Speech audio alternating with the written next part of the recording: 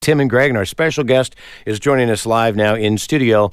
David Knopfler, originally founding member with his brother Mark Knopfler of Dire Straits, spent 3 albums with the band Dire Straits, went solo. You're a poet, you're a writer, you're a musician, and you're joining us this morning. Good morning. How are you? Great to be here. Hello. It's great being here. It was lovely to be back in California again. Yeah. We were freezing our butts off up the road, and it was just so nice to come 1,000 miles south, Although San Francisco, of course, is famous for its windy little inlet that drops the temperature by 20 degrees as you come in. This time of year, it's really, really beautiful here. I want to know about your solo career. Tell us about, you left Dire Straits and went solo in 83, but it's not just music. You've been doing writing. Yeah, bits and bobs. I mean, anything with a check usually. I mean, a lot of film work, but a lot of stuff for German television that kind of goes untalked about intentionally, and stuff like that. Yeah. But really, I've made about, I guess, 13 or 14 solo albums since I left the band. I haven't really counted. Mm-hmm. I think it's CD 14 now. Yeah. Too.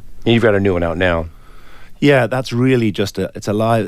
The punters, the people that come to the shows, were just kind of cross because I kept selling them these, what I would consider to be my best work, my studio albums with the tough 25-piece orchestras and stuff on them, and we want the show that we saw, which is just me and my partner Harry working together. Mm-hmm. And so we made just a desk mix basically straight from a show, and we've just put that out as a limited edition so that the people who come to the shows can actually hear it. Are you tight with your brother Mark? No.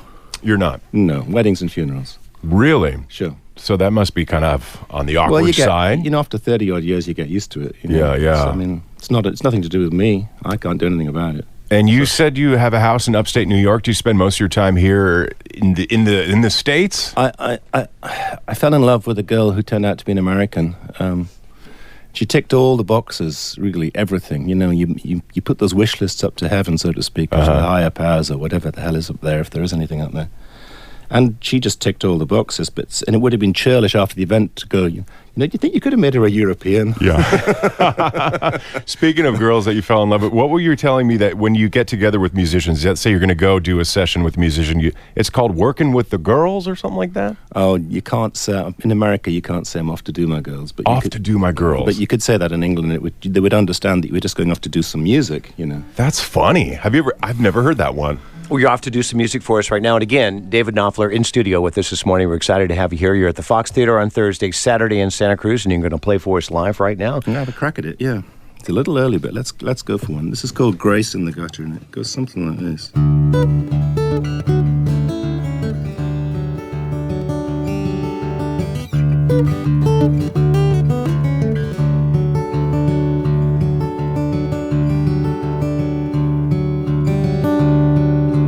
We found grace in the gutter, sailing brave on stormy seas, heading home with broken rudder, still landlocked by memories.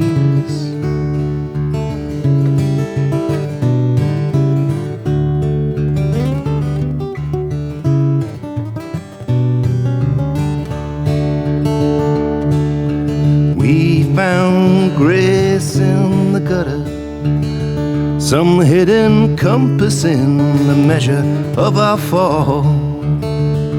Draw the blinds down, close the shutter, listen to the siren call.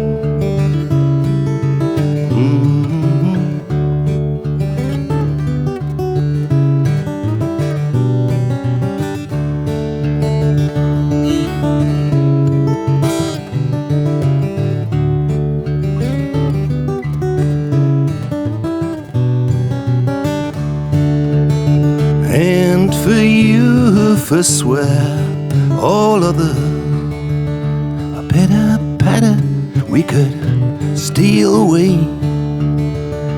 weigh the anchor, hearts aflutter, through witching nights and restless days, precious days.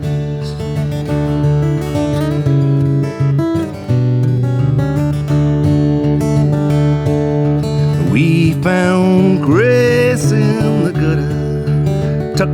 betwixt the mandrake and the devil's claw.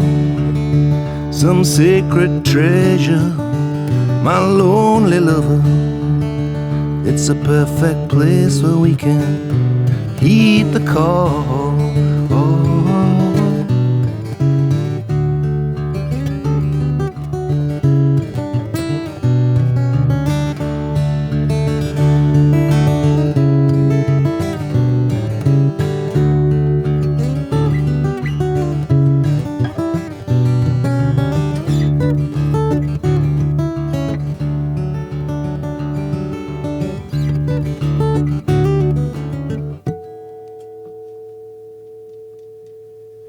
Yeah. That was really neat. Right. Thank you very much. I really enjoy your guitar playing style. Your finger picking. It's really just going back to what I used to do when I was 14 or 15 in my school folk club. Is that really? It's kind of, that's how I learned. So I kind of learned to pick before I knew how to strum. Because that's what's really unique. I was just immediately when you started playing. Well, you couldn't get lessons in those days. You just had to try and figure it out for yourself. There was nobody who would ever teach you. I mean, there were no classes. Yeah.